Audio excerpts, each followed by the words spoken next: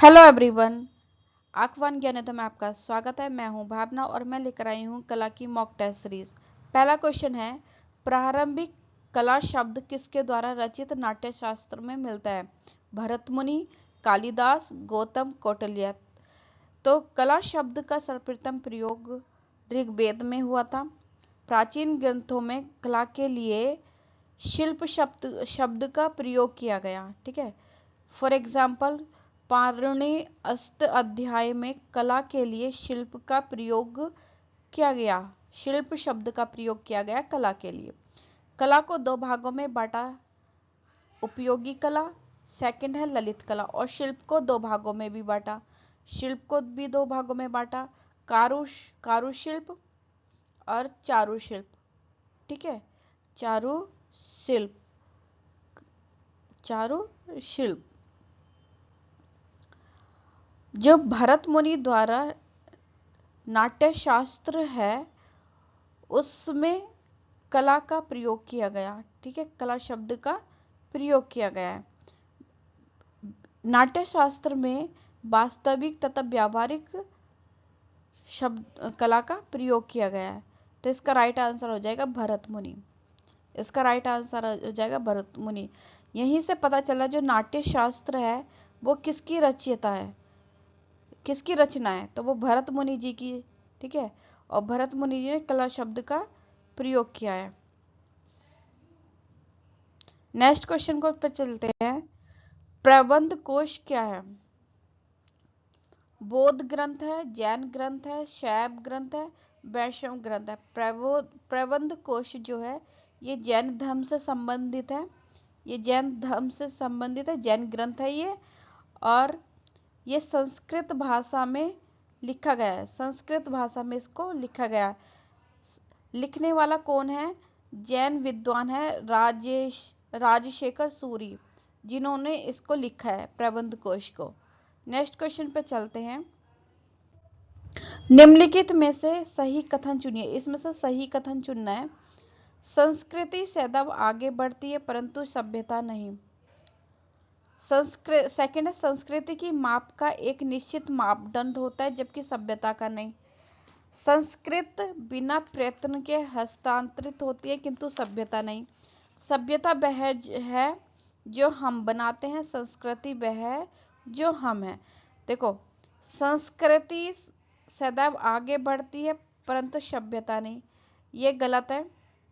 ठीक है, सभ्यता आगे बढ़ती है, संस्कृति नहीं। ठीक है, संस्कृति की माप एक निश्चित मापदंड होता है, ये गलत है। सभ्यता का एक निश्चित मापदंड होता है, संस्कृति का नहीं। संस्कृत बिना प्रयत्न के हस्तांतरित होती है किंतु सभ्यता नहीं। संस्कृत नहीं, सभ्यता हस्तांतरित होती है।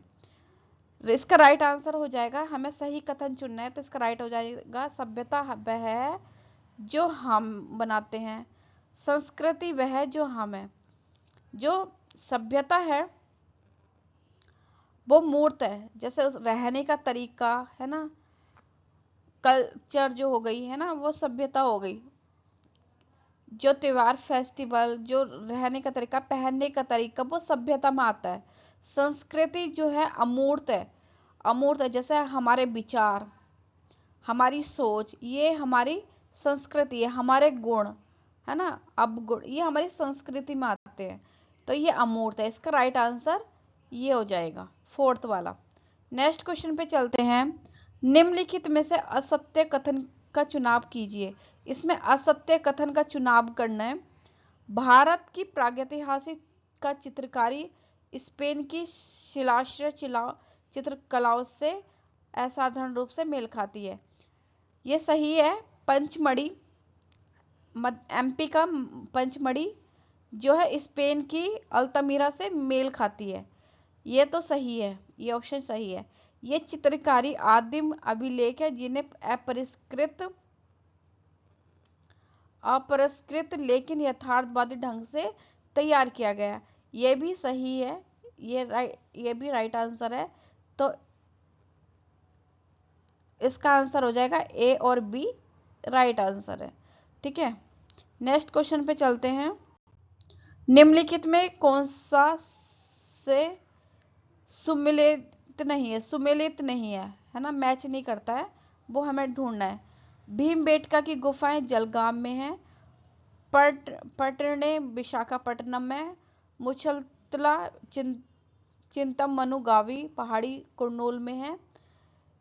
तो जो भीमबेटका है ये मध्य प्रदेश के रायसेन जिले में है, प्रागैतिहासिक स्थल है ये।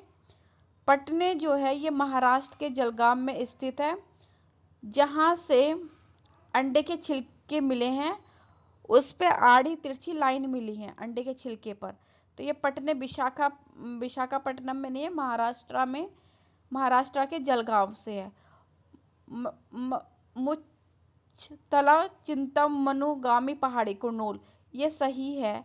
तो हमें यहाँ पे सुमेलित नहीं है, असुमेलित ढूंढना है। तो इसका राइट आंसर हो जाएगा फर्स्ट, ए और बी, ये दोनों गलत है, ये दोनों गलत है और यही हमारा आंसर हो जाएगा। ठीक है, नेक्स्ट क्वेश्चन पे चलते हैं। निम्नलिखित में से किस स्थान पर मानव के साथ कुत्ते को दफनाए जाने का साक्ष्य मिला है? बुर्ज होम में, ये बुर्ज होम है, बुर्ज होम में, कोल्ड्री हवा में, चौपानी मांडो में। नवपाषाण काल स्थल है बुर्ज होम, जहां से हमें मानव के साथ कुत्ते के दफनाए जाने के साक्ष्य मिलते हैं। हड़प्पा कालीन स्थल है रोपण, तो वहां से भी हमें मानव के साथ कुत्ते दफनाए जाने के साक्ष्य मिलते हैं। तो यहाँ पे लिखा है किस स्थान पर, तो ये है बुर्ज होम। हड़प्पा, रोपड़ तो है नहीं, तो इसका राइट आंसर हो जाएगा बुर्ज होम। नेक्स्ट क्वेश्चन है, भारत में मानव का सर्वप्रथम साक्ष्य कहाँ मिलता है? नीलगिरी पहाड़ी से, शिवालिक पहाड़ियां से, नलमल्ला पहाड़ी से, नर्मदा से। तो भारत में मानव के सबसे प्राचीन अवशेष मिलते हैं हथनेरा से। ठीक है, यहाँ पे मानव के कपाल प्राप्त हुआ है। ये कहाँ पे है हथनेरा? ये एमपी के नर्मदा नदी घाटी में स्थित है। कहाँ पे है ये? नर्मदा घाटी में स्थित है। तो इसका राइट आंसर हो जाएगा नर्मदा घाटी। नेक्स्ट क्वेश्चन है, निम्नलिखित में से किसको चालकोलिथिक युग कहा जाता है? पूरा पाषाण काल, नवपाषाण युग, ताम्रपाषाण युग, लौह युग। तो नवपाषाण युग को तो न्यूलिथिक एज कहते हैं। ठीक है, ताम्रपाषाण काल को युग को चालकोलिथिक युग कहा जाता है। इसमें पत्थर के साथ तांबे का प्रयोग करने लगा था मानव, इसलिए इसको ताम्रपाषाण युग कहा गया। तो इसका राइट आंसर हो जाएगा ताम्रपाषाण युग, चालकोलिथिक युग। ठीक है, नेक्स्ट क्वेश्चन चलते हैं। भारतीय उपमहाद्वीप में कृषि के प्राचीनतम साक्ष्य कहाँ से प्राप्त हुए हैं? कोल्डी हवा से, लहुरा देव से, मेहरगढ़ से, टोकवा से।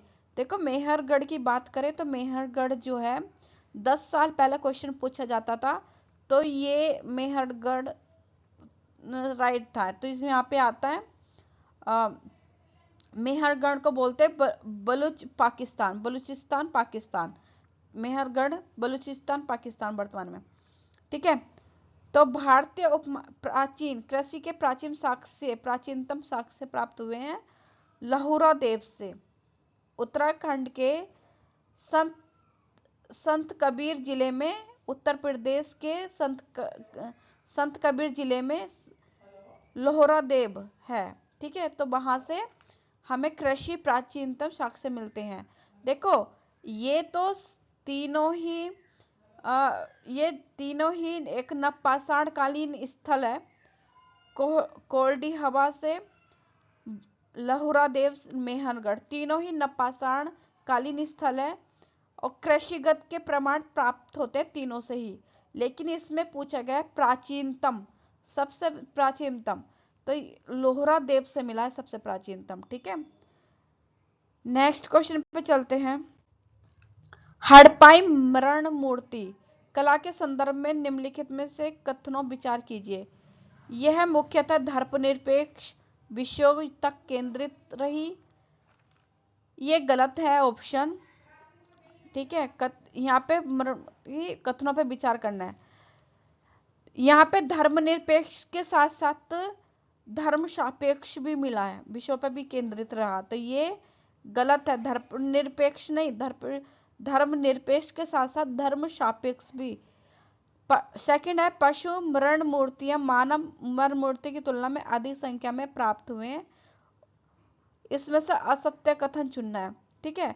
तो ये इसका राइट आंसर है। तो गलत आंसर हमारा फर्स्ट वाला हो जाएगा। तो इसका ऑप्शन फर्स्ट हो जाएगा, केवल ए, फर्स्ट, केवल फर्स्ट जो है इसका राइट आंसर हो जाएगा। अगले क्वेश्चन पे, भारत विभाजन के समय यामिनी रंजन राय कहाँ थे? दिल्ली, कोलकाता, लाहौर, पूर्वी बंगाल। तो ये थे लाहौर, पाकिस्तान में। कब से कब तक थे ये वहां पे? 1938 से लेके 1947 तक ये वहां पे कार्यरत रहे, city school of fine art Lahore में, ठीक है। 1947 में भारत का विभाजन हुआ, तो ये कहाँ पे आ गए? दिल्ली में आ गए, ठीक है, दिल्ली में आ गए। यामिनी रंजन राय जो है भारत के लोक कलाकार के रूप में जाने जाते हैं। इनका जन्म जो हुआ है वो 11 अप्रैल 1887 ईस्वी में बेलियातोड़ गांव में, बांकुरा जिला, पश्चिम बंगाल में इनका जन्म हुआ है, यामिनी रंजन का। शिक्षा इन्होंने ग्रहण करी थी, कलकत्ता कला विद्यालय में प्रवेश लिया था, लेकिन वहां पर शिक्षा इनकी पूर्ण नहीं हो पाई थी। फिर उसके बाद इन्होंने मेयो कला विद्यालय में निदेशक रहे। फिर ये Lahore city school of fine arts Lahore में चले गए थे, वहां पे निदेशक के रूप में इन्होंने कार्य किया था। विभाजन के बाद ये दिल्ली आए थे 1947 में, और दिल्ली शिल्प चक्र की स्थापना होती है 25 मार्च 1949 में, तो वहां पे ये संस्थापक रहे। महात्मा गांधी जी ने इनको राष्ट्रवादी चित्रकारी कहा था। इनको भारत का पिकासो भी कहा जाता है, यामिनी रंजन को। भारतीय कला पैगंबर भी इनको कहा जाता है। ब्रिटिश सरकार ने इनको राय साहब की उपाधि दी थी। इनकी कृति कौन कौन सी है? जैसे ईसा मसीह इनकी कृति है, बुद्ध, ठीक है। संथाल स्त्रियां इनके चित्र हैं। सबसे श्रेष्ठ है माँ और शिशु का चित्र जो इन्होंने बनाया था, ठीक है। ये यामिनी रंजन से रिलेटेड थोड़ी सी जानकारी है, इसको याद रखिएगा। नेक्स्ट क्वेश्चन है, राष्ट्रीय आधुनिक कला संग्रहालय नई दिल्ली में संग्रहित द मोनेस्ट्री किस माध्यम से बनी है? कागज पर जल रंग एवं टेम्परा, कैनवास पर जल तेल रंग, कैनवास पर एक्रेलिक, कागज पर पेंसिल। तो इसका राइट आंसर हो जाएगा कागज पर जल रंग एंड टेम्परा। द मोनेस्ट्री के कलाकार कौन है? ये बीरेश्वर सेन जी का चित्र है। द मोनेस्ट्री, ये एक विद्रोही चित्रकार के रूप में जाने जाते हैं। इनका जन्म 15 नवंबर 1897 में कलकत्ता में हुआ था। इन्होंने कलकत्ता से एमए किया था अंग्रेजी विषय में। बिहार नेशनल कॉलेज पटना में ये अंग्रेजी शिक्षक थे।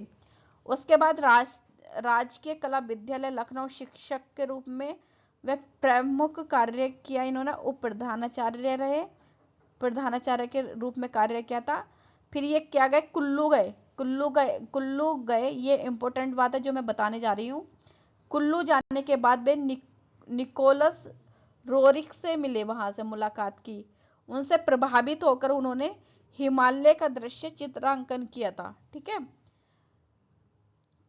कुल्लू में गए, निकोलस रोरिक से मिले थे वहां पे। नेक्स्ट क्वेश्चन पे चलते हैं।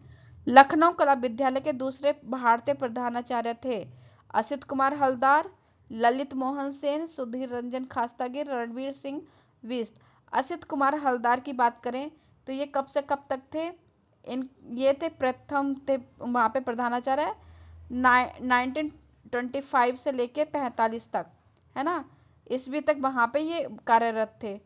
उसके बाद जो रहे ललित मोहन सेन रहे सेकंड नंबर पे 1900 1945 से लेके 1954 तक, ठीक है, उसके आसपास देख लेना।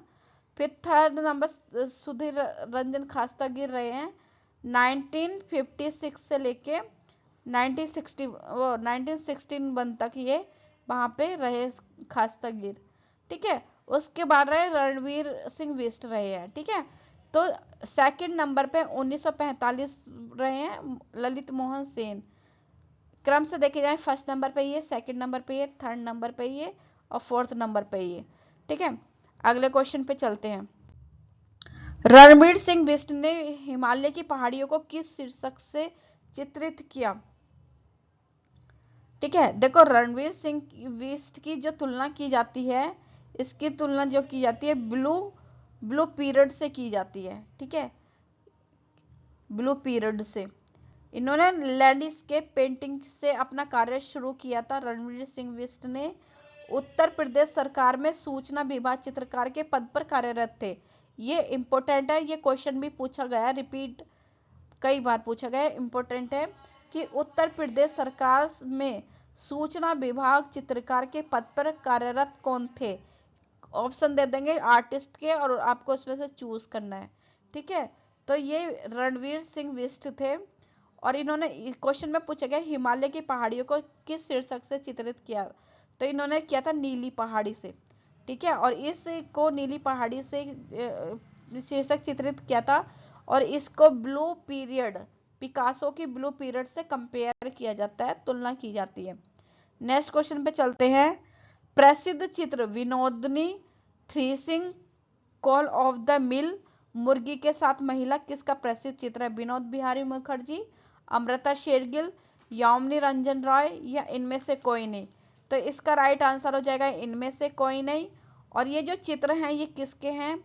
ये राम किक्कर वैस के हैं।